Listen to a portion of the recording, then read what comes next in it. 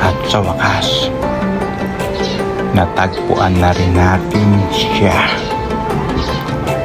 Salamat sa mga tumulong upang matagpuan natin ang batang ito.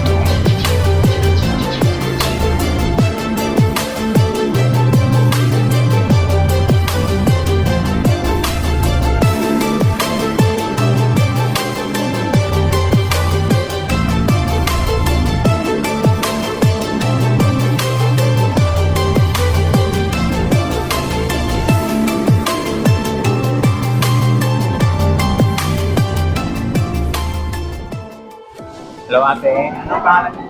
Renalisa po. Paano niyo po nalaman yung nangyari sa bata? Through Facebook. Nakita ko lang sa Facebook ni Henry. And inalam ko lang kung talagang anak ko yung nandoon. Ano naging ano niyo? Impression niyo? Nagulat. Nagulat kayo, natakot? O Ninenervyos kung hindi nga lang pwede magkape. kasi nakita niyo yung pagbuhat sa kanya, di ba? Oh, talaga wala siyang galaw-galaw. At nung mga time na yon, yung nangyari, nasaan kayo nun? Sa trabaho. Anong trabaho niyo nun? Tendera lang po. Ngayon, paano niyo nalaman yung mensahe sa inyo? Yung kasama rin ng bata maligo doon. Tinakbo ko sa trabaho. Paano ang pagkakasabi niya? Ate, si Morgan ng aksidente. Ano, naging reaction mo? Gulat. Ano Nga, yan? Bumunod agad kayo? nagkaalam lang ako sa amo ko na alis muna ako sandali. Gawa ng emergency lang. Saan ang naging takbo niyo nun? MB Santiago. Alam mo na doon talaga, tukoy mo na. Oo, doon na talaga siya nang dinala ng patrol. Pwede mo mga ikwento sa amin kung ano naging itsura niya, kung ano pa nangyari. Pagdating ko lang sa ospital umiiyak na lang siya na umiiyak. At ako yung tinatawag niya ako mama. Wala siyang sinabing masakit sa kanya o nararamdaman niya. Wala, basta yun lang ang sinabi niya. Ngayon may tendency na inadmit siya sa hospital ulit. Gawa na yun lang ang sinabi nung pinagdalang sa kanya na kailangan nang i-admit. Para ma-make sure na kung walang diferensya kung ano niya. Wala naman siyang, hindi man siya nagtuka o ano ang bagay, hindi naman. Hindi naman, maayos naman lahat. Talagang parang natakot lang din siya, nagak siya. Shock lang ng bata. Ano man ang sabi niyo sa mga tao na nag-judge sa inyo? Na hindi nila alam na naghahanap buhay kayo at kayo ang breadwinner ng pamilya. Ang ano ko na lang, wag na lang, alamin na muna nila, pag muna sila mag-husga kung anong nangyari. Kasi, hindi ko naman tuturak yung anak ko sa accident para madisgrasya. Wala akong kaya nga ako nagtataka kayo para sa kanila. Kayo ang naghahanap buhay. Para sa ilan ng mga bata, ilan ng mga anak niyo? 7. Bali, pang ilan siya? Pang-4. Pang-apat. So, salamat po salamat sa pagpapa-interview nyo. At siguradong mapapayapa na yung mga viewers natin. Kasi nag-aalala sila para sa kanya. Salamat po. Okay.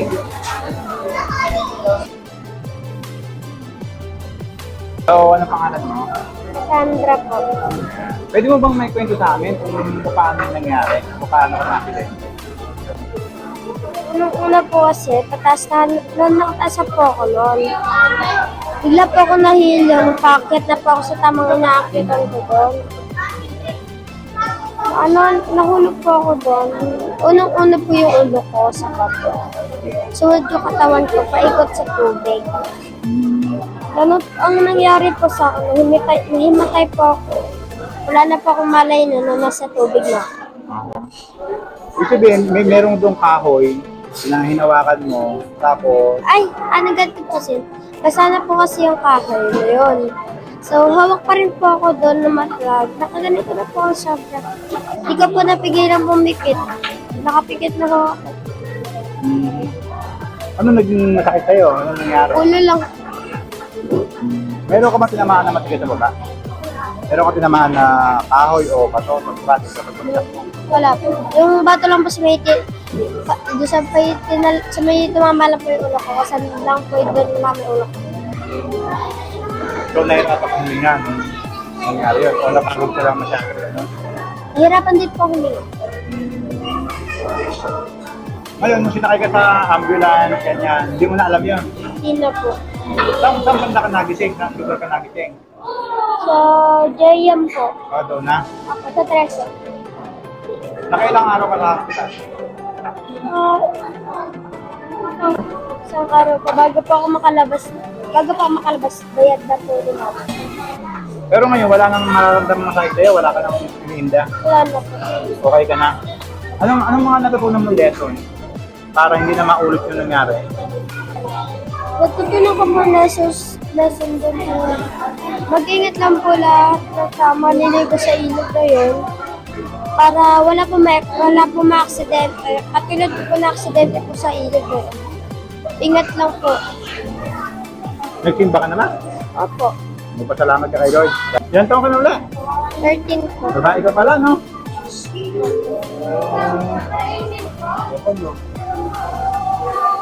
Magpasalamat ka doon sa mga nanonood sa atin.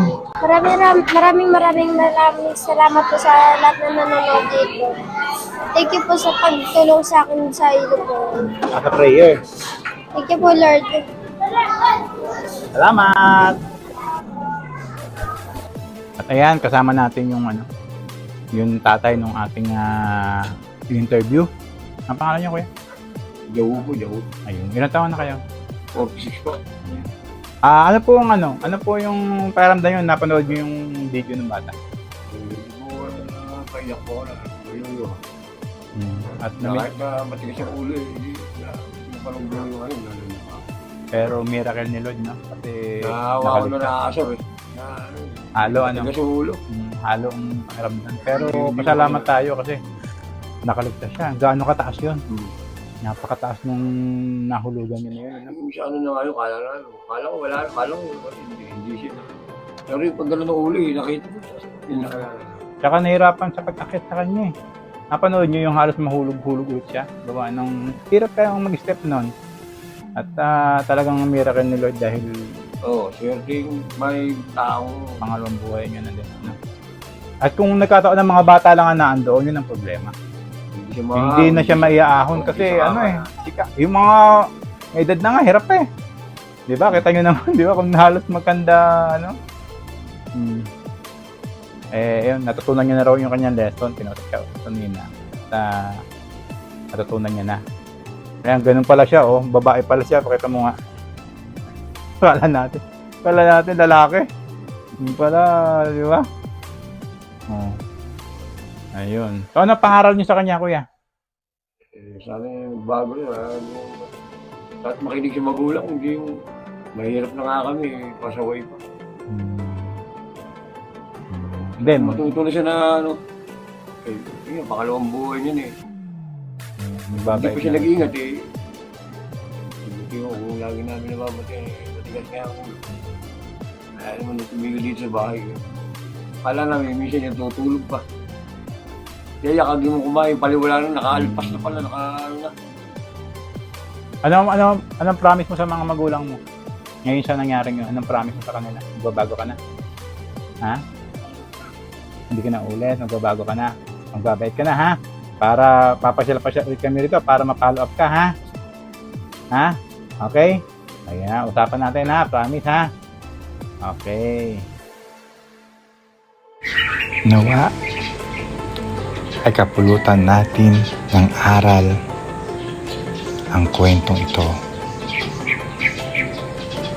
Lagi po tayong magdoble ingat sa lahat ng bagay at sa lahat ng pagkakataon.